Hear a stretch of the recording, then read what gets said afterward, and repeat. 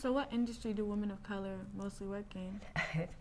You know, it is generally in the service industry, and in economics there is something called occupation segregation, and most people understand segregation. We think about that school segregation, we understand housing segregation, right? That depending on what you look like determines where you can live, where you go to school. Well, occupation segregation is very similar. So it shows up in a variety of ways. It can show up where you find that there are occupations that are predominantly a particular race or ethnicity. So people in the New York City area will recognize, like, firemen and policemen, I believe, tend to be Irish, right? They kind of think about people maybe in the trash collection and certain building might have been Italian.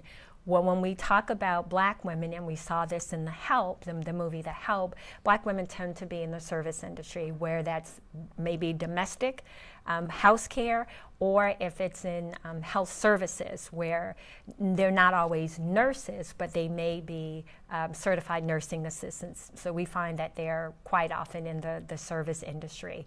Some of that can be by choice, and I think for some immigrant populations it may be more of a choice in that there is easier employment in some of those industries, and then some of that is just discrimination within the labor market, where folks are steering people, which, you know, I think about as sorting them into particular occupations.